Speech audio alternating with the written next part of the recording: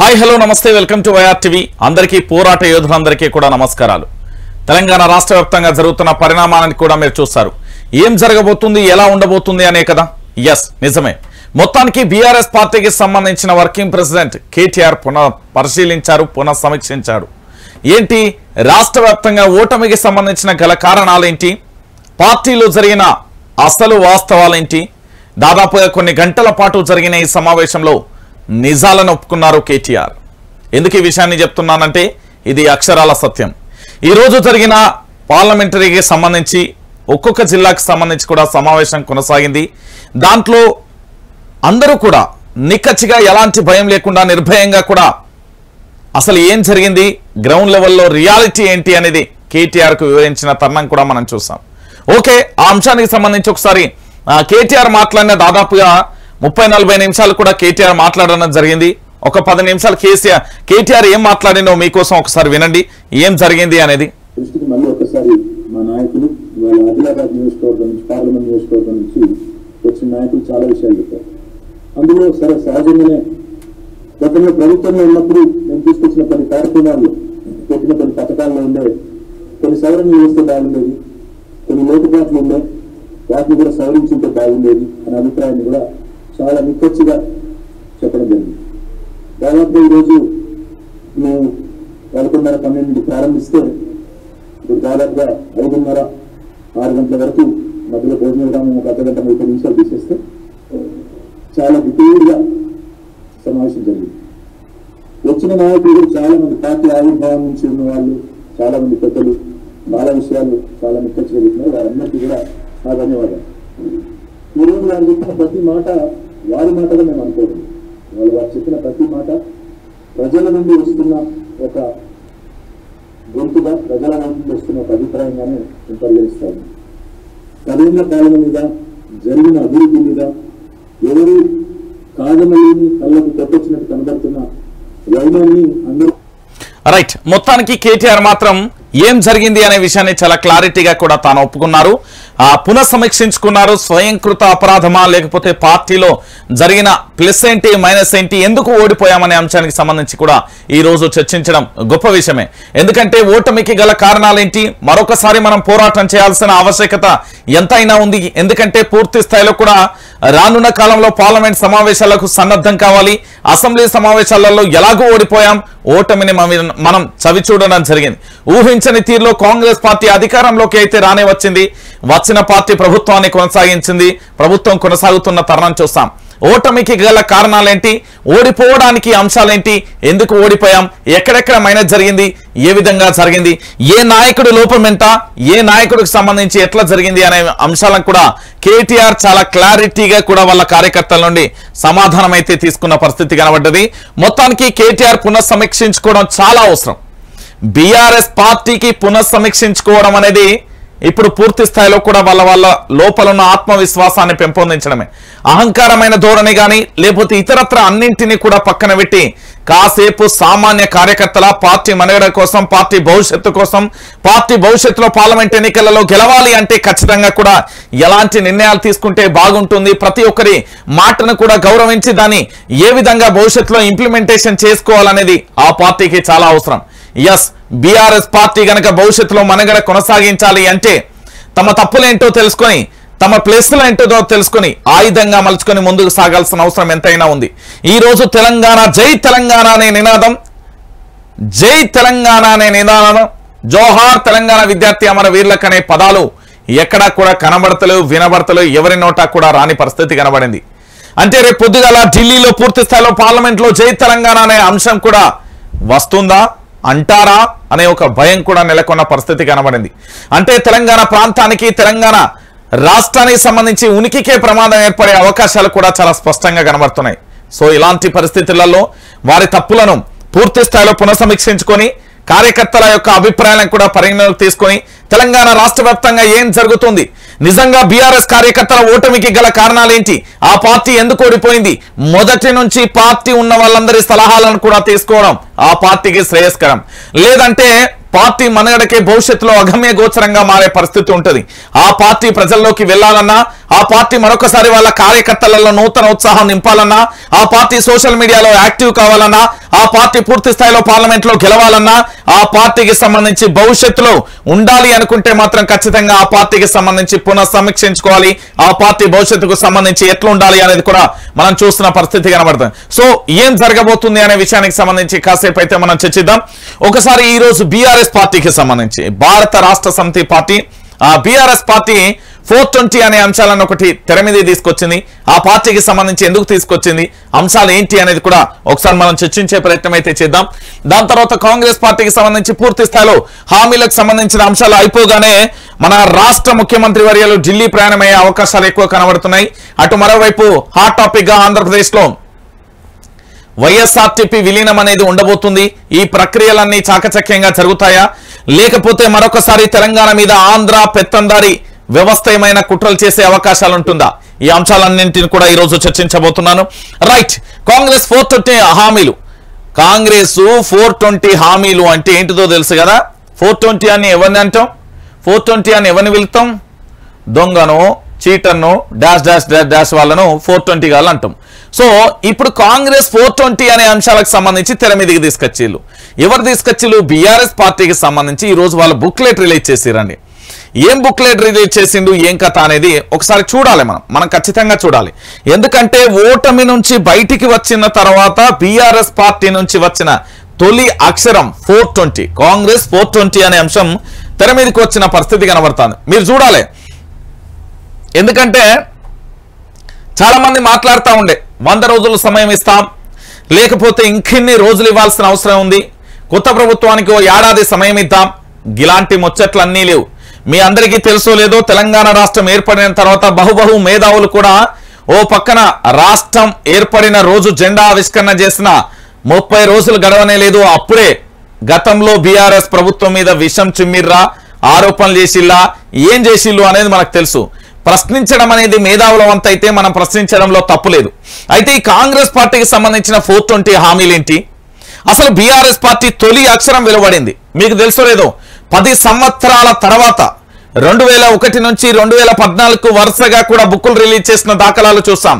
తెలంగాణ ప్రాంతం ఏంటి, తెలంగాణ ప్రాంతం మీద ఎలాంటి కుట్రలు జరిగినాయి, ఈ ప్రాంతానికి సంబంధించిన ఉద్యోగాలు ఏ విధంగా దోసుకెళ్లిలు, ఈ ప్రాంతానికి సంబంధించిన ప్రాజెక్టులు ఏ విధంగా కొల్లగొట్టారు, ఈ ప్రాంతానికి సంబంధించిన వనరులను ఏ విధంగా దోసుకెళ్లారు, ఈ ప్రాంతంలో రాజకీయంగా ఏ విధంగా అనగదొక్కారు, ఈ ప్రాంత ప్రజల్ని ఏ విధంగా అవమానించారు, ఈ ప్రాంత ప్రజల సంస్కృతి సాంప్రదాయాలు వాళ్ళ యొక్క పండుగలను ఏ విధంగా హేళన చేశారు, ఈ ప్రాంత ప్రజలు ఏ రంగంలో ఎదగనీయకుండా ఏ విధంగా తొక్కిపడేశారు, ఈ ప్రాంతం మీద ఎంత చిన్న చూపు చూశారో 2021 నుండి 2014 వరకు వరుసగా బీఆర్ఎస్ అధినేత గులాబీ బాస్ బుక్కులు రిలీజ్ చేసిన దాఖలాలు కోకొల్లలుగా చూస్తాం. అటు ప్రజా సంఘాలు కానీ, ఇటు జాయింట్ యాక్షన్ కమిటీ కానీ, లేకపోతే అటు కాంగ్రెస్ అయినా కావచ్చు, లేకపోతే బీజేపీ అయినా కావచ్చు, కమ్యూనిస్ట్ పార్టీలు అయినా కావచ్చు, ఏదైనా కావచ్చు, రాష్ట్రం మీద స్వరాష్ట్రం ఏర్పాటు కోసం వరుసగా పుస్తకాల రిలీజ్ అనేది చూసాం. సరిగ్గా 10 సంవత్సరాల తర్వాత మొట్టమొదటిసారిగా కాంగ్రెస్ 420 అనే ఒక అంశాన్ని తెర మీదకి తీసుకొచ్చింది బీఆర్ఎస్ పార్టీ. అంటే బీఆర్ఎస్ పార్టీ లోపల మేధో మదనం చేసింది అనే విషయం చాలా క్లారిటీ వచ్చింది. బీఆర్ఎస్ పార్టీ భవిష్యత్తును ఆలోచిస్తుంది అనే ఒక క్లారిటీ వచ్చింది. బీఆర్ఎస్ పార్టీ భవిష్యత్తులో గనక ఏం జరగబోతుంది అనేది ఓ క్లారిటీ వచ్చింది. బీఆర్ఎస్ పార్టీ పార్లమెంట్ ఎన్నికలలో గనక ఓటమికి గురైతే ఆ పార్టీ భవిష్యత్తు మనగడ ఏంటి అనేది క్లారిటీకి వచ్చింది. అందుకోసమే సర్వసైన్య అధ్యక్షుడిగా, దాంతో పాటు రాజ్యానికి రాజుగా ఉన్న వ్యక్తి లేదా మంత్రులుగా ఉన్న వ్యక్తి, ఏ రాజ్యంలోనైనా రాజుల కాలంలో పూర్తి స్థాయిలో పునఃసమీక్షించుకోవడం, యుద్ధాలు వచ్చినప్పుడు ఏ విధంగా సైన్యాన్ని తీర్చిదిద్దాలో ఇప్పుడు ఆ ప్రయత్నంలో ఉన్నది బీఆర్ఎస్ పార్టీ అని చెప్పడంలో ఎలాంటి డౌట్ లేదు. సో తొలి అక్షరం నేను చదివేది 10 సంవత్సరాల తర్వాత స్వరాష్ట్రాన్ని సాధించిన తర్వాత మొట్టమొదటిసారిగా నాటి టీఆర్ఎస్ నేటి బీఆర్ఎస్ పార్టీ ఒక పుస్తకాన్ని రిలీజ్ చేసిందండి. అది ఏకంగా విపక్ష పాత్ర పోషిస్తూ వచ్చిన ఈ పుస్తకం చాలా అద్భుతంగా ఉంటది. గుర్తుపెట్టుకోండి తెలంగాణ ప్రజలారా, నేను చెప్పే విషయం చాలా క్లారిటీగా గుర్తుపెట్టుకోండి. ఇది 420 హామీలు అంటూ మొట్టమొదటిసారిగా నాకు తెలిసినంత వరకు బీఆర్ఎస్ పార్టీ విపక్ష పార్టీలో ఉండి తొలిసారిగా తన చేత ఒక అక్షర పుస్తకాన్ని ప్రపంచానికి వదిలింది. ఏం జరగబోతుంది అనేది కూడా వదిలిన పరిస్థితి చూడొచ్చు. ఒక్కసారి మనం చదువుదాం అసలు ఏంటి ఈ హామీలు అనేది. ఒకసారి చూడొచ్చు. కాంగ్రెస్ 420 హామీలు. 2023 తెలంగాణ అసెంబ్లీ ఎన్నికలలో రాష్ట్రంలో అధికారంలోకి రావడానికి కాంగ్రెస్ పార్టీ ఎన్నో అలవిగాని హామీలను ఇచ్చి తెలంగాణ ప్రజలను మోసం చేస్తుంది. కాంగ్రెస్ పార్టీకి సంబంధించి 6 గ్యారంటీల పేరుతో కానీ ఇతరత్ర కానీ చాలా రకాలుగా కూడా ఏం చేసిందంటే అలవి కాని హామీలు, అంటే నెరవేర్చలేనిది, నెరవేర్చడానికి వీలు లేనిది, కనీసం అవి నెరవేర్చడానికి అదేంది పాస్ మార్కులు, బార్డర్ మార్కులు కూడా రాని అలవి కాని హామీలను ఇచ్చిందంటూ మొట్టమొదటి అంశాన్ని ఇక్కడ లేవనెత్తిలు. ఇక దాని తర్వాత మరో అంశం, ఎన్నికలలో విజయం సాధించి అధికారంలోకి వచ్చిన రోజు నుండి రకరకాల సాకులతో కొన్ని హామీలపై వెనక్కి వెళ్లే ప్రయత్నం మొదలుపెట్టింది. ఏవేవో కొర్రీలు పెట్టి కొన్ని పథకాలకు లబ్ధిదారులను తగ్గించే ప్రక్రియ కూడా మొదలు పెట్టింది అంటూ కూడా చూస్తున్న పరిస్థితి కనబడుతుంది. ఏం జరుగుతున్నది అండి? అధికారం ఏంది పూర్తి స్థాయిలో మేము అధికారంలోకి రాగానే, కాంగ్రెస్ పార్టీ అధికారంలోకి రాగానే మేము అది చేస్తాం, ఇది చేస్తాం, ఇది చేస్తాం, ఓహో ఓహో ఆహా అనే విధంగా కూని రాగాలు తీసిన పరిస్థితులను మరవబోకండి. ప్రెస్ మీట్ లో పెట్టినప్పుడు డిసెంబర్ 9వ తారీఖు మీరు బ్యాంకులలోకి వెళ్ళండి, 2 లక్షల రూపాయలు వస్తాయి, తెచ్చుకోండి ప్రజలారా అంటూ కూడా నాటి పిసిసి చీఫ్ గా ఉన్న రేవంత్ రెడ్డి నేటి ముఖ్యమంత్రి మాట ఏడబోయింది అని ఆలోచించవచ్చు. ఎస్, తెలంగాణ ప్రజలందరూ ఆలోచించాలి. డిసెంబర్ 9వ తారీఖున రైతులకు సంబంధించి రుణమాఫీ చేస్తాం, మీరు వెళ్ళి 2 లక్షల రూపాయలు తెచ్చుకొని చెప్పిన మాటలు ఈ రోజు ఎక్కడికి వెళ్ళాయి? 6 గ్యారంటీలకు చట్టబద్ధత కల్పిస్తామని నేటి ఉప ముఖ్యమంత్రిగా ఉన్న బట్టి విక్రమార్కకు సంబంధించి నాడు కాంగ్రెస్ ప్రభుత్వానికి సంబంధించి విపక్షంలో ఉన్నప్పుడు ఏడిపోయింది మీ చట్టబద్ధత అని అడుగుతున్నారు. ఎస్, వాస్తవం ఇవన్నీ. వాళ్ళు అధికారం రాకముందుకు చెప్పిన మాటలు, అధికారంలోకి వచ్చిన తర్వాత చెప్పిన మాటలను చూస్తే నక్కకు నాగలోకానికి తేడా ఉంది అని చెప్పడంలో ఎలాంటి డౌట్ లేదు. వాస్తవాలను తెలంగాణ ప్రజలందరూ కూడా జీర్ణించుకోవాలి, నిజాలేంటిదో కూడా తెలుసుకోవాలి. ఈ అంశాలకు సంబంధించి 420 అనే ఒక పుస్తకం రిలీజ్ అయింది. దాంట్లో వాస్తవాలు కూడా పెట్టచ్చు. ఏవేవో కొర్రీలు కాదు, ఏమీ చెయ్యలేమని కొర్రీలు పెడుతున్నారు వీళ్ళు. ఇప్పుడు మీకు చాలా అంశాలు కూడా తెర మీదకి వచ్చినాయి. ఏవేవో అని కాదు, ఒకవేళ మీకు చేయుత వచ్చిందనుకో, విద్యా వికాసం సంబంధించి వస్తా, యువ వికాసం వస్తుందా, లేకపోతే ఇందిరమ్మ ఇల్లులు వస్తాయా, పింఛన్ వస్తుందా, స్కూటీలు వస్తాయా, లేకపోతే 2500 వస్తాయా, లేకపోతే 15,000 వస్తాయా, ఇలా రకరకాల కొర్రీలు. అంటే తెల్ల రేషన్ కార్డు ఉన్న వాళ్ళకే ఇస్తామని చెప్తే ఆ రోజు ఎలక్షన్ లో ఏ ఒక్కరైనా ఓటు వేసే వాళ్ళ వీళ్లకు? 6 గ్యారంటీలు అద్భుతం, అదిగో 6 గ్యారంటీలు, ఇదిగో అది 6 గ్యారంటీలు అంటూ మసిబూసి మారేడు కాయ చేసి తెలంగాణ ప్రజలను నట్టేటా ముంచడానికి సిద్ధమైంది కాంగ్రెస్ పార్టీ అని చెప్తున్నది 420 పుస్తకంలో. ఇది నేను చెప్తున్నానా? తెలంగాణ ప్రజలు చెప్తున్నారా? అక్షరమాలగా మారిన బీఆర్ఎస్ పార్టీ మొట్టమొదటిసారిగా ఒక పుస్తకాన్ని రిలీజ్ చేసింది. ఆ పుస్తకంలో రాసిన అంశాలను మాత్రమే తెలంగాణ ప్రజలకు తెలియజేస్తున్నాం. అంటే ఒక అక్షరం వచ్చిందంటే దాని వెనుక ఎంత పూర్తి స్థాయిలో కసరత్తు జరిగి ఉండాలి అనేది కూడా గుర్తుపెట్టుకోండి మీరు.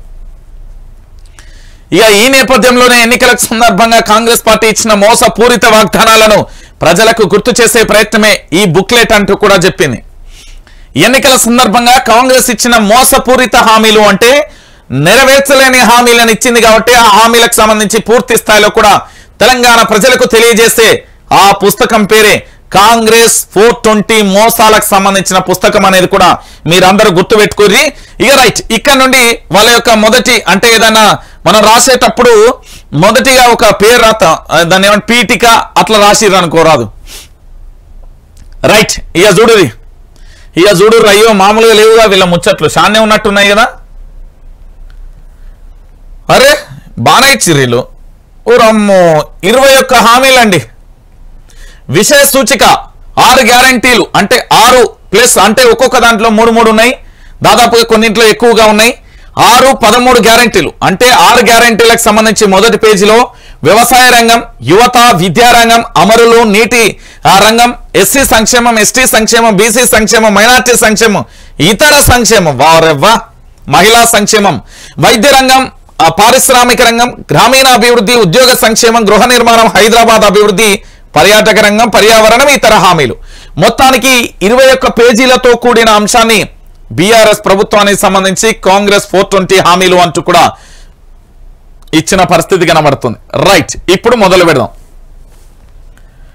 లచ్చలో లచ్చన్న ఈ రజాకాళ్ళ రాజ్యంలో ఏమైపోతున్నది. పాటలు మీరు రెడీ చేసుకోవాలి. బీఆర్ఎస్ పార్టీకి సంబంధించిన సోషల్ మీడియా ప్రశ్నించే గొంతుకలందరూ కూడా పాటలు రెడీ చేయాలి. నాకు తెలిసి మన మిత్రుడు ఎవరు పేరు ఉండే ఆటో డ్రైవర్ల గురించి ఒక అద్భుతమైన పాట సుక్రామ్ నర్సయ్య అనుకుంటా ఒక పాట రిలీజ్ చేసిండు. ఆటో డ్రైవర్ల జీవితాలు రోడ్డు మీద ఎట్లా పడ్డాయి, వాళ్ళ బ్రతుకులు ఏమైపోయినాయి అనేది ఒక పాట వచ్చింది. మీరు కూడా ఈ కాంగ్రెస్ పార్టీకి సంబంధించిన 420 హామీలు ఏవైతే ఉన్నాయో వాటిని సరళంగా సంక్షిప్తంగా క్లారిటీగా ఒక 5 నిమిషాల వ్యవధిలో ఒక పాట రూపంలో కూడా తెలంగాణ ప్రజలకు తెలియజేయాల్సిన బాధ్యత విపక్షంది ఉంది. ఈ బుక్లెట్ తో పాటు దాన్ని కూడా రిలీజ్ చేయండి త్వరలో. 6 గ్యారంటీలు అంటే 13 అంశాలు ఉన్నాయి. దాంట్లో 6 గ్యారంటీలలో 13 అంశాలు తెలంగాణ ప్రజలారా గుర్తుపెట్టుకోండి. కాంగ్రెస్ 420 హామీలకు సంబంధించిన బుక్లెట్ చదువుతా ఉన్నా ఈరోజు నేను. రైతు భరోసా ప్రతి ఏటా రైతులకు కౌలు రైతులకు ఎకరానికి 15,000, వ్యవసాయ కూలీలకు 12,000, వరి పంటకు క్వింటాలకు 500 బోనస్. ఇది ఎట్లా 420 అవుతుంది అనేది తెలంగాణ ప్రజలలో చాలా మందికి కూడా అనుమానాలు తారాస్థాయిలో ఉన్నాయనే విషయాన్ని మీకు గుర్తుపెడుతున్నా.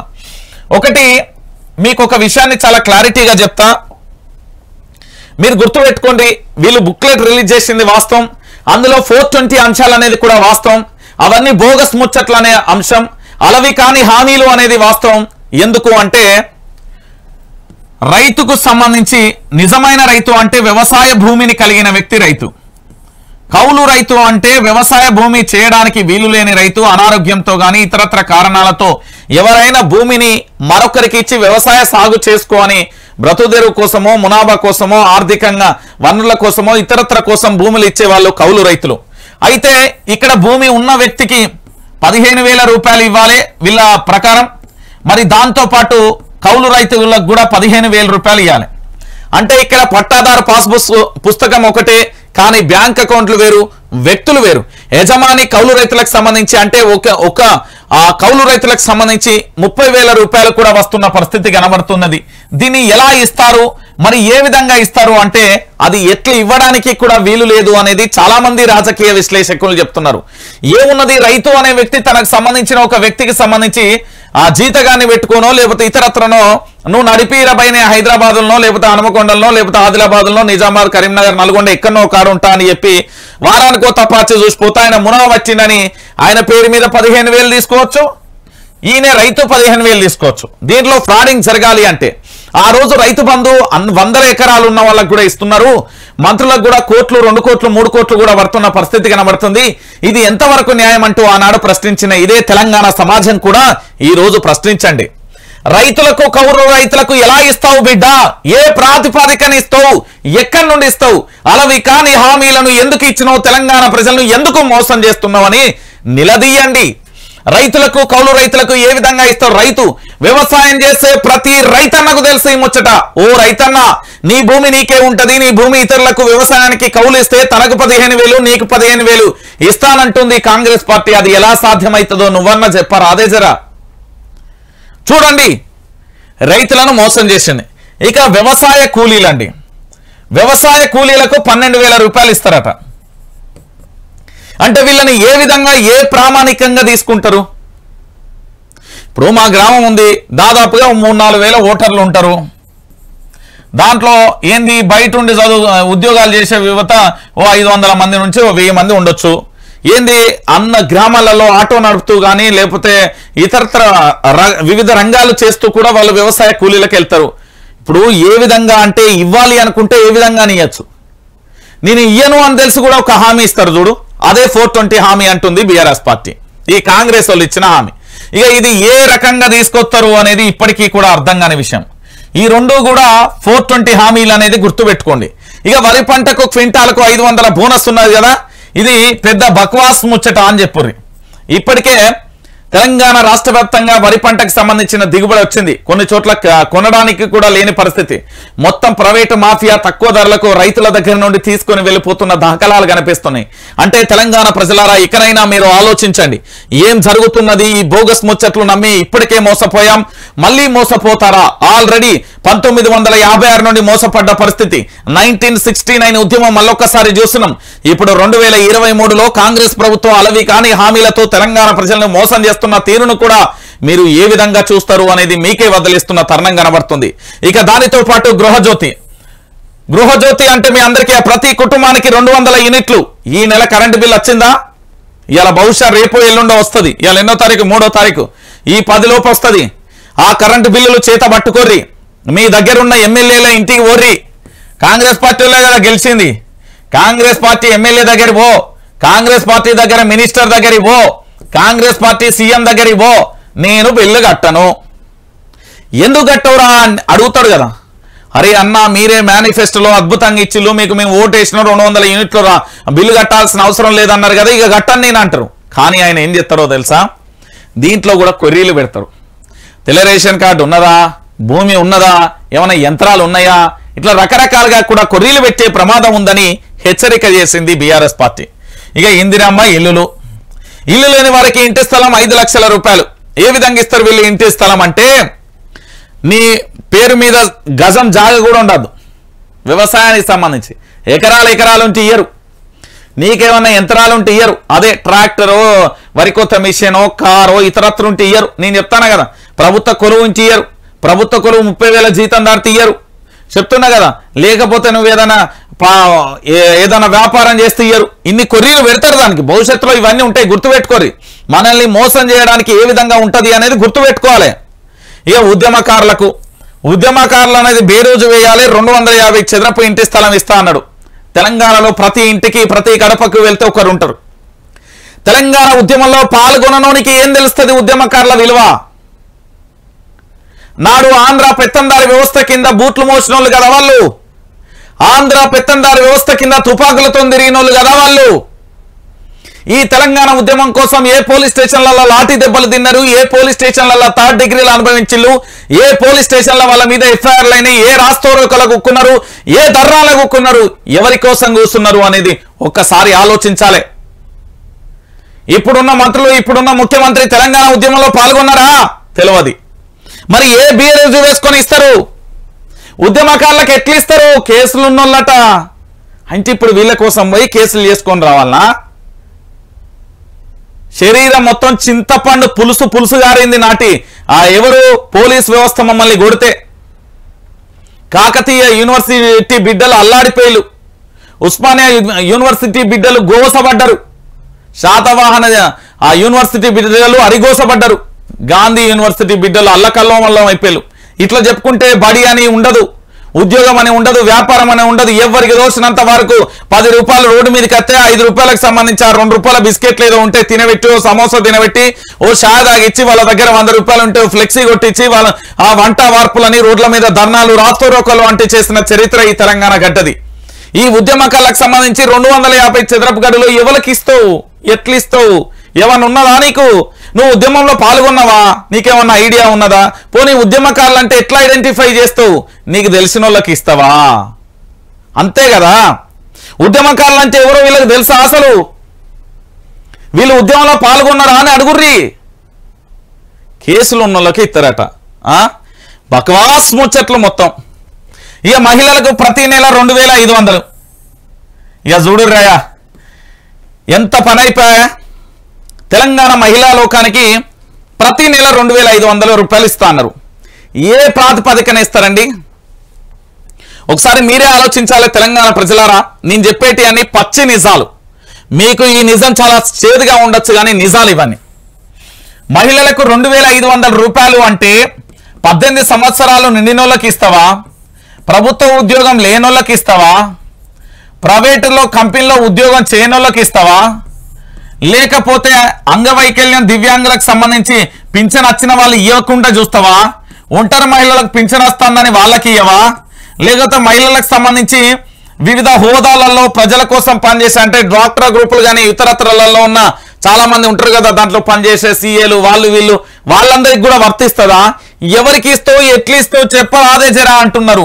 అంటే ఇది అలవి కాని హామీ అని తెలిసినా కూడా తెలంగాణ ప్రజలను పూర్తి స్థాయిలో బొక్కబోర్ల పడేసిర్రు అనే విషయాన్ని గుర్తుపెట్టుకోర్రి. ఇంతకంటే దారుణం ఇంకేమన్నా ఉంటుందా అన్న? ఏం ఉండదు కదా. ఇక గా పక్కనే ఉంటారు రాజస్థాన్ సీఎం అనుకుంటా, మొన్ననే బీజేపీ ఆయన సీఎం అయిండు. ఆయన సీఎం అయిన 13 రోజులకే గ్యాస్ సిలిండర్ 500కి ఇచ్చిండు.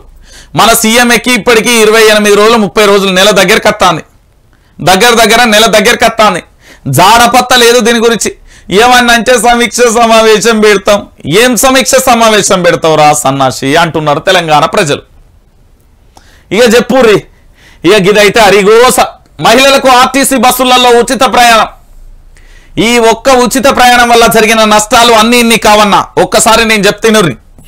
ఒకటి, ఆటో వాళ్ళ రోడ్డు మీద పడ్డారు. వీళ్ళ బతుకులు ఎట్లున్నాయి అంటే దినదిన గండంగా కాదు, గంట గండంగా మారిపోయిన వాళ్ళ జీవితాలు. నెంబర్ 1. నెంబర్ 2, 2800 ప్రైవేటు బస్సులు. మేమేమన్నా టూరిస్ట్ ప్లేసా, మాదేమన్నా విజిటింగ్కి వెళ్ళే టూరిజం బస్ అనుకుంటున్నారా అని కన్నీళ్లు పడుతున్నారు. అప్పో సప్పో చేసి నయాన్నో భయాన్నో తెచ్చి అద్దె బస్సులు పెట్టుకుంటే మమ్మల్ని ఆగం చేస్తున్నారు అంటున్నారు. ఇక ఇది ఇంతటితో అయిపోయిందా? ఉచిత బస్ అని చెప్పి వాళ్ళకు రకరకాల మహిళలందరికీ ఇస్తున్నారు కదా. దాదాపుగా మొన్న 740 కోట్లు రిలీజ్ చేసిర్రు అనుకుంటా. 13,000 కోట్లకు సంబంధించి అప్పులకు ఎసరు పెట్టి దాంట్లోకి వెళ్ళి తెస్తారా? ఏ నుండి తెస్తా? మేము అప్పులు వేసేయమని బట్టి విక్రమార్క చెప్పింది కదా.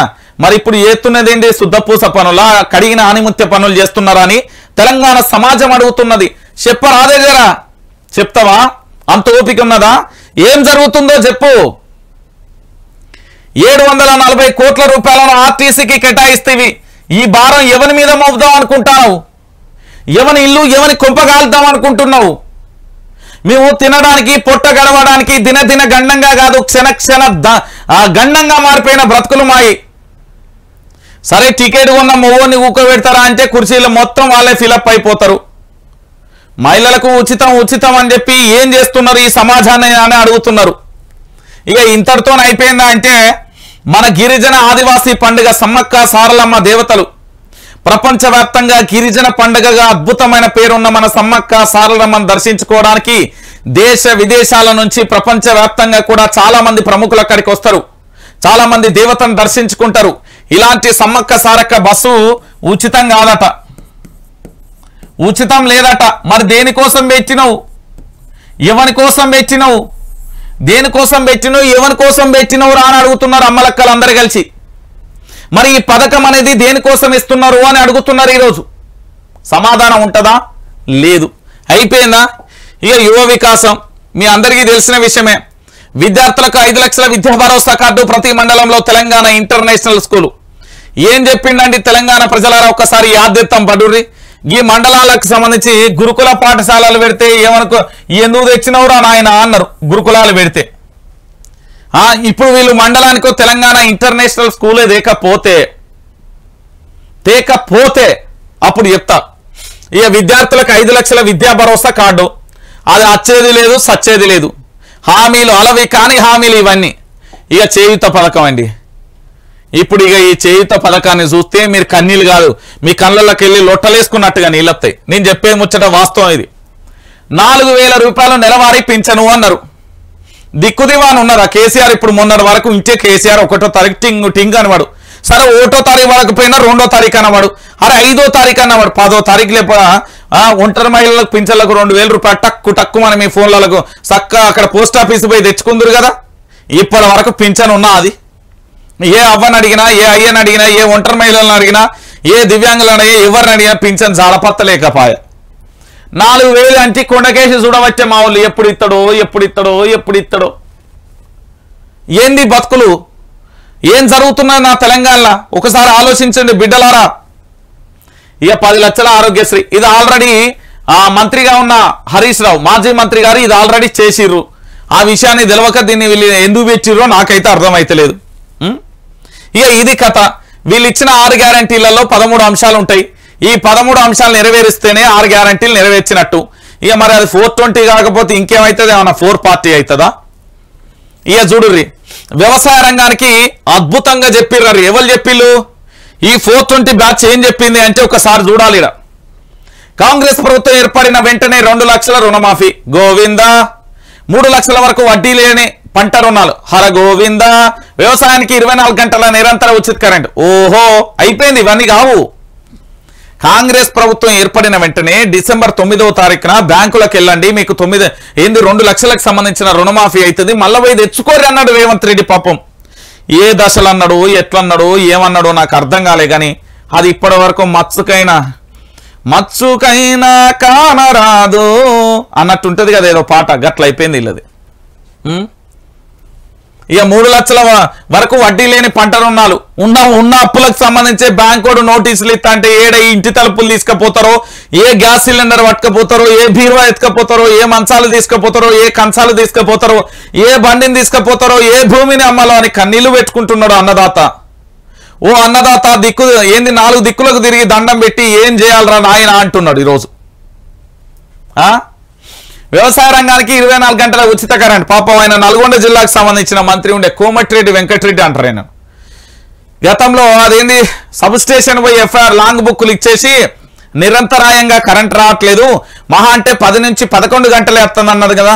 అన్న పోరాదే జర మళ్ళొక్కసారి పోయి మరి మీ ప్రభుత్వంలో 24 గంటల కరెంట్ ఇస్తున్నావా అంటే 3 గంటలకు ఒకసారి కరెంటు పోతే ట్రాన్స్ఫారాలు కాలిపోతే ఆ ట్రాన్స్ఫారాలను పట్టుకొని నిరసన వ్యక్తం చేస్తూ ఉంటే ఇప్పటి వరకు కూడా మేధావులు అనే వర్గం ఎక్కడికి పోయిందో ఏమైపోయిందో అర్థం కాని పరిస్థితి కనబడుతుంది. అంటే ఆ మేధావి వర్గం ఏడబోతున్నారో ఏడున్నారో పాపం వాళ్ళ పైరవీలు వాళ్ళకే సరిపోతానాయట. కన్నీళ్ళ గోస అరిగోస బాధపడుతున్నారు. ఎటు చూసినా ఏమైపోతున్నాయో నా తెలంగాణ అంటున్నారు. రాయపూర్ ఏఐసిసి రైతు తీర్మానాలు అమలు చేస్తాం, ఇక్కడ తీర్మానాలే దిక్కు దివానా లేదు, ఎక్కడిదో తీర్మానాలు చేస్తా అట్రా. ఇక చూడురే, గత కాంగ్రెస్ ప్రభుత్వం ప్రవేశపెట్టిన ప్రత్యేక వ్యవసాయ బడ్జెట్ విధానం తిరిగి ప్రారంభిస్తాం. అది అయ్యేది లేదు, సచ్చేది లేదు. ఇక వ్యవసాయ బడ్జెట్ విధానంకైతే నన్ను గత ప్రభుత్వం గతంలో గుర్రాలతో ఎట్లా దక్కించినో ఏం జరిగిందో గద్దెత్తామని చెప్పరాదు. ఏముంటుంది దానిలో? తెలంగాణ ప్రజలారా మీరే ఆలోచించుర్రి. ఇంతకంటే ఘోరం అయితే ఇంకేముండదు కదా. ఇక అన్ని పంటలకు మెరుగైన మద్దతు ధరతో కాంగ్రెస్ ప్రభుత్వం కొనుగోలు చేస్తుంది. అది అయ్యే ముచ్చట్నా? అయ్యే ముచ్చట్నా? ఇక మూతబడిన చక్కెర ఏంది కర్మాగారాలు తెరిపించి పశు బోర్డు ఏర్పాటు. ఆల్రెడీ ధర్మపురి అరవింద్ అన్న ఏడున్నాడో ఆయన ఆల్రెడీ నిజామాబాద్ కు తెచ్చిండు. ఇక తెరిపిరు, మరి మీరు ఏ పాటి తెప్పిస్తారో ఏం కథో చూస్తున్నాము. వివిధ కారణాలతో పంట నష్టపోతే తక్షణమే నష్టపరిహారం అందేలా పటిష్టమైన ఆ పంటల బీమా పథకం చేస్తాం. తెలంగాణలో రైతు యాక్ట్ అనేది ఒకటి లేదు, దాన్ని తీసుకొచ్చి అప్పుడు మాట్లాడు. రైతు కూలీలు భూమి లేని రైతులకు సైతం రైతు బీమా పథకం వర్తిస్తావు. ఎట్లా వర్తిస్తావు? ఇప్పుడు నేను చదువుకున్నా అంటే పీజీ పాస్ అయినా, డిగ్రీ పాస్ అయినా, 10th పాస్ అయినా, ఏదైనా పాస్ అయినా అంటే దానికి ఒక సర్టిఫికేట్ ఉంటుంది. మరి వీళ్ళకి ఏ సర్టిఫికేట్ ఏ ప్రామాణికంగా ఏ విధంగా తీస్తామని అడుగుతా ఉన్నారు తెలంగాణ ప్రజలు. మహాత్మా గాంధీ జాతీయ ఉపాధి పథకాన్ని వ్యవసాయ పంటలకు అనుసంధానం అవుతుంది. అది అయ్యే ముచ్చట్లేనా? పోడు భూము రైతులకు, అసైన్డ్ భూములను లబ్ధిదారులకు క్రమ విక్రయాలతో సహా అన్ని యాజమాన్య హక్కులు కల్పిస్తాం. మీరు గన్నేళ్లు పరిపాలన చేసిలు కదా, ఏం చేసిలు? ధరణి ఫోల్టర్ రద్దు, దాని స్థానంలో అందరి భూములకు రక్షణ కల్పించేలా సరికొత్త రెవెన్యూ వ్యవస్థ. నాకు మిత్రుడు పంపించిండు, మీ కథ ఏంది అని అడిగితే వాట్సాప్ చేస్తా అన్న, జర చూడరాదే అన్నాడు. ఇయో ఇది చూసిర్రా, మార్పు అన్నారు కదా తెలంగాణ ప్రజల. మార్పులు అంటే పేరు మార్పు. ఎట్లా మార్చిండ్రు ఇనుర్రిగా తెలంగాణ ప్రజలారా, ఇనుర్రి ప్రగతి భవన్ పేరును ప్రజాభవన్ గా మార్చిల్లు. ఇది ఒక మార్పు అయితే జరిగింది తెలంగాణ. గుర్తుపెట్టుకోవాలి, మళ్ళా నన్ను అనొద్దు. తెలంగాణలో ఏ మార్పు జరిగింది అంటే ప్రజాభవన్ పేరును ప్రగతి భవన్ పేరును ప్రజాభవన్ గా ఒకటి మార్చిల్లు. ప్రజావాణి పేరును ప్రజా దర్బార్ ప్రజావాణిగా మార్చిల్లు. ఈ ప్రజావాణి ఉన్నదే దానిని ప్రజా దర్బార్ ప్రజావాణిగా పెట్టుకున్నారు. రైతు బంధు పేరు రైతు భరోసాగా మార్చుకున్నారు. కేసీఆర్ కిట్టు పేరు మాతా శిశు సంరక్షణ అని పెట్టుకున్నారు. ఆసరా పింఛన్ను చేయుత అని పెట్టుకున్నారు. దాని పేరును భూమాత అని పెట్టుకున్నారు. ఏంది వీళ్ళు మార్చిన నా లొట్ట పీసు అంటే ఇక్కడ దాదాపుగా 6 అంశాలు ఉన్నాయి. 6టికి 6 పేర్లు మార్చిలు తప్ప వీళ్ళు చేసిన అద్భుతమైన మార్పు ఏమి లేదు అనేది గుర్తుపెట్టుకోరు. ఎందుకు నేను ఈ మాట చెప్తున్నా అంటే తెలంగాణ ప్రజలారా, ఇటు మీరు మళ్ళా చూడరు, ఇక్కడ చాలా క్లారిటీగా ఉంటుంది. ఇది నేను చెప్పే మాట కాదు, యావత్తు తెలంగాణ సమాజం అంతా కూడా చెప్తున్నది. ప్రగతి భవన్ ప్రజాభవన్ గా మార్చినాం. ఆడో ముఖ్యమంత్రి ఉండడు, ఎమ్మెల్యే ఉండడు, మినిస్టర్ ఉండడు, ఎవడు ఉండడు. ఏదో పోనీ ఉన్నతాధికారులు ఎవరైనా ఉన్నాయంటే పెద్ద స్థాయి అధికారులు కనబడరు. ప్రజావాణిని ప్రజా దర్బార్ ప్రజావాణి ఇది ఎప్పటి నుంచో నడుస్తున్నదే. రైతు బంధును రైతు భరోసా ఏముంది, బంధు తీసిండు భరోసా పెట్టిండు. కేసీఆర్ కిట్టును మాతా శిశు సంరక్షణ చేసిలు, ఆసరా పింఛన్లు చేయుతా అన్నారు, ధరణి సల్లగుండా అన్నారు, భూమాత అని పెట్టిరు. ఏం మార్చిర్రండి వీళ్ళు? ఇక ఇంకొకటి ఏంటంటే ఈ బీఆర్ఎస్ పార్టీ మీద ఆ ఫార్చునర్ పేరును ఇగో ల్యాండ్ క్రూజర్ గా పేరు మార్చాలి అంతే. వీళ్ళు ఏం చేయలే. మీ అందరికీ తెలుసు, అన్న ఎవరో తెలుసు కదా, పోలీస్ కిష్టన్న, తెలంగాణ మలిదశ ఉద్యమంలో అమరుడు. ఇగో వాళ్ళ కుటుంబానికి సంబంధించి నిన్న శ్రీకాంతాచార్య వాళ్ళ తల్లి ఎక్కడికి అక్కడికి పోయింది. మన రేవంత్ రెడ్డి దగ్గరికి పోతే ఇక దానికి సంబంధించి ఏం చేస్తున్నారు తెలుసా హైలైట్. మరి దీన్ని ఏమంటారన్నా, రావాలి రావాలి అమరవీరుల కుటుంబాలకు కేసీఆర్ గారికి న్యాయం చేయాలి అనే వాళ్ళందరూ కూడా రావాలి. తెలంగాణ కోసం అమరుడైన కానిస్టేబుల్ కిష్టయ్య కొడుకుకు ప్రభుత్వ కొలువు ఇచ్చిరు, ఆయన కూతుర్ని డాక్టర్ చేసిరు, ఆ కుటుంబానికి 10 లక్షల ఆర్థిక సాయం అందించిరు. ఇక అమరుడు శ్రీకాంతాచారి కుటుంబానికి కేసీఆర్ ప్రభుత్వం 10 లక్షల రూపాయలు అందించడంతో పాటు శ్రీకాంతాచారి తమ్ముడికి ఎంఆర్ఓ కార్యాలయంలో జూనియర్ అసిస్టెంట్ ఉద్యోగం, డబుల్ బెడ్రూమ్ ఇల్లులు కూడా కేటాయించారు. ఇలా అమరులైన ప్రతి కుటుంబానికి ఒక ప్రభుత్వ ఉద్యోగం మరి 10 లక్షల రూపాయల ఆర్థిక స్థాయిని డబుల్ బెడ్రూమ్ ఇల్లులు అందించిన ఘనత ఎవరిది అంటే కల్వకుంట్ల చంద్రశేఖరరావుది, అది తెలంగాణ ప్రభుత్వాన్ని. ఇక అబద్ధాలతో ఏంది, అబద్ధాలతో నిజాలను కప్పి పెట్టాలనుకోవడం మీ మూర్ఖత్వం. కసాయి వాడు కూడా మేకపోతును బలిచ్చే ముందు పసుపు కుంకుమ పూలతో అలంకరిస్తారు, ఆ తర్వాత ఆ మేక పరిస్థితి ఏందో అందరికీ తెలుసు. ఒక తెలంగాణ వ్యతిరేకి ఉద్యమ ద్రోహి అందరి మన్నల కోసం తాను గతంలో చేసిన తప్పిదాలను కప్పిపుచ్చుకోవడానికి అందరి ముందు నటిస్తూ కాలం వెల్లదీస్తున్నాడు అనే విషయాన్ని గుర్తుపెట్టుకోవాలని బీఆర్ఎస్ పార్టీకి సంబంధించిన సోషల్ మీడియా పొల్లు రాసుకొచ్చాయి. ఇక చెప్పరాదు దానికి. అందుకే చెప్పిన ఈ ధరణి ఫోటో పేర్లు మార్చలు తప్ప ఇది ఏం జరగలే. ఇక నకిలీ విత్తనాలు, పురుగు మందులపై హుక్కు పదం ఇదంతా ఎట్లున్నదంటే కరపత్రం లెక్క లేదు, ఇంతంత కరపత్రం ఉంటుంది లేదు, గట్ల రాసుకొచ్చిలు. నకిలీ విత్తనాలు, పురుగు మందులపై హుక్కు పదం ఏంది, కారకులపై పీడీ యాక్ట్ కేసులతో కఠిన చర్యలు, వాళ్ళ ఆస్తులను జప్తు చేసి రైతులకు పరిహారం. దీని అన్నిటికంటే ఎమ్మెల్యే అభ్యర్థులుగా పోటీ చేసిన వాళ్ళందరికీ కూడా పూర్తి స్థాయిలో ఏంది అంటే వాళ్ళ మీద ఉన్న కేసులు అన్నీ ఉంటాయి కదా, ఆ కేసులన్నింటితో బొక్కలేస్తామంటే బాగుంటది అని అంటున్నారు తెలంగాణ ప్రజలు. ప్రతి ఎకరాకు సాగునీరు అందేలా నిర్దిష్ట సమయంలో అసంపూర్ణ ప్రాజెక్టు పూర్తి చేస్తాం. ప్రాజెక్టులు పూర్తి చేస్తారు కాదు, ఉన్న ప్రాజెక్టులలో నీళ్ళను వదిలితే వాళ్ళు పంట పండించుకుంటారు. నీళ్లు లేక ఇప్పటికీ కూడా ఆగిపోతున్నాయి పంటలు. ఆ సోయి లేదు ఇక్కడ, రాయనీకి మస్తు ఉంటది. రైతు సమస్యల శాశ్వత పరిష్కారం కోసం చట్టపరమైన అధికారాలతో రైతు కమిషన్ ఏర్పాటు చేస్తాం.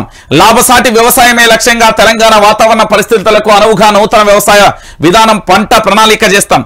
కాళేశ్వరం ప్రాజెక్టు నిర్మాణంలో భాగంగా ముంపునకు గురైన రైతులకు ఆర్థిక చేయూత, ముంపుకు గురైన గోదావరి, కృష్ణా పరివాహక ప్రాంతాలలో కరకట్టల నిర్మాణం. యూపీఏ ప్రభుత్వం తెచ్చిన 2013 భూసేకరణ చట్టం యథావిధిగా అమలు. ఆదర్శ రైతు విధానాన్ని తిరిగి పునరుద్ధరించి ప్రతి మండలానికి ఓ మార్కెట్ యార్డ్ ఏర్పాటు. వ్యవసాయ యాంత్రీకరణ కేంద్రాలను ప్రతి మండలంలో ఏర్పాటు చేస్తాం. నిర్లక్ష్యం చేసిన వ్యవసాయ సబ్సిడీ అంటే సబ్సిడీ విత్తన ట్రాక్టర్లతో పాటు వ్యవసాయ యంత్రాలపై సబ్సిడీ, ఎరువుల సబ్సిడీ, పురుగు మందుల సబ్సిడీ మొదలైనవి తిరిగి చెల్లిస్తామంటూ కూడా చెప్పి వీళ్ళు ఎన్ని అంశాలు రాసుకొచ్చిలో ఇక చూడరు. ఓ కొడుకా, ఇవి మీరు చూస్తే ఏమంటారు తెలుసా, రంజిత్ అన్న ఇంత ఘోరంగా ఉన్నదా అన్న అని చెప్తారు. వీళ్ళు వాగ్దానం మామూలుగా చేసిర్రు అనుకుంటారు. వరి ధాన్యాన్ని 2683 రూపాయలకు కొంటారు. ప్రస్తుత మద్దతు ధర 2183 ఉన్నది. ఇగో చూడురి, వీళ్ళు మొదటి ఏడాదిలో 2 లక్షల ఉద్యోగాలు ఇస్తా అన్నారు, 4000 నిరుద్యోగ భృతి అని చెప్పిళ్ళు. ఇట్లా చెప్పుకుంటూ పోతే మామూలుగా లేవు. తెలంగాణ ప్రజలారా, ఎందుకు ఈ విషయాన్ని చెప్తున్నా అనేది గుర్తుపెట్టుకోరు. 1 కాదు 2 కాదు, ఈ రోజు విద్యారంగం అంటూ తెలంగాణ ప్రజల్ని మోసం చేయడానికి ఇక ఏకంగా ఇగో వాళ్ళకి నచ్చినట్టుగా రాసుకొచ్చిలు. ఇదొక కరపత్రం, దీని ఒక 420 అని చెప్పడంలో ఎలాంటి డౌటు లేదు అంటున్నారు తెలంగాణ సమాజం. ఎందుకంటే ఇగో ఇదంతా ఇన్ని పేజీలకు సంబంధించి రాసిరు కదా, దాదాపుగా 27 పేజీలకు సంబంధించిన ఈ అంశాన్ని మీరు అందరికీ కూడా నేను ఎందుకు చూపెడుతున్నా అంటే దీంట్లో అన్ని అలవి కాని హామీలు మాత్రమే ఉన్నాయి. ఈ హలవి కాని హామీలతోని పూర్తి స్థాయిలో తెలంగాణ ప్రజలను మోసం చేయడానికి, తెలంగాణ ప్రాంతానికి సంబంధించి ఇబ్బంది పెట్టడానికి, ఇక్కడ తెలంగాణ ప్రజల పట్ల ఏ విధంగా అంటే ఉద్యమమే తెలియనోనికి, ఏంది అంటే పరిపాలనకు సంబంధించి ఏమీ తెలియనోనికి వానికి అధికారం ఇస్తే ఎట్లుంటుందో కూడా అట్లా చూపెట్టే ప్రయత్నం చేస్తున్నారు తప్ప ఇక్కడ నిజానికి వాస్తవాలకు అసలు పొంతన లేదు అనే విషయాన్ని కూడా మీరు గుర్తుపెట్టుకోవాలి. దాంతోపాటు తెలంగాణ ప్రజలారా, నేను మిమ్మల్ని అందరినీ కూడా ఒకటి అడుగుతా ఉన్నా. ఈ రోజు ప్రశ్నించిన పాపానికి నా కొంపకే ఎసరొచ్చింది అంటారు కదా, మన ఇల్లే గాలిపోతున్నది అనేది ఈ రోజు గదే జరుగుతున్నది. ఎందుకంటే పురమాయించి కుట్రలు కుతంత్రాలు ఏంది అంటే ఆఫీస్ మీద రకరకాలుగా ఇబ్బందులు పెట్టే ప్రయత్నం కూడా ఈ దొంగ సన్నాసులు చేస్తున్నారు. మరి వాళ్ళకి అర్థం కాని విషయం ఏంటంటే ఒక తల్లిలో గర్భంలో పిండం ఏ విధంగా అభివృద్ధి చెంది 9 నెలల తర్వాత ఒక శిశువుగా మారి ఆ తర్వాత ఆ పూర్తి స్థాయిలో ఈ సమాజానికి ఒక బిడ్డ భూమి మీదకి వచ్చిన తర్వాత ఈ సమాజానికి ఏ విధంగా ఉపయోగపడడో తెలియకుండా కూడా అద్భుతంగా పెంచి పోషించి ఆ తల్లిదండ్రులు ప్రేమతోని మంచిగా వాళ్ళు ఉన్నంత కాలం చల్లగా చేస్తారు. మీ అందరికీ తెలిసిందే, ప్రశ్నించే గొంతుక ఎప్పుడైనా వైఆర్టీవీ ఉంటది. ఈ వైఆర్టీవీ న్యూస్ ఛానల్ నేనున్నంత వరకు అయితే పూర్తి స్థాయిలో నేను చెప్తున్నా కదా, భూమి మీద ఉన్నంత వరకు వైఆర్టీవీ న్యూస్ ఛానల్ అనేది రన్ అవుతుంది. అయితే వైఆర్టీవీ న్యూస్ ఛానల్ మీద ఎదిగిన మొక్కను తుంచివేయడానికి, ఎదిగిన మొక్కను పూర్తి స్థాయిలో నరికి వేయడానికి కుట్రలు కుతంత్రాలు చేస్తున్నాయి. అందరి విషయాలను కూడా పూర్తి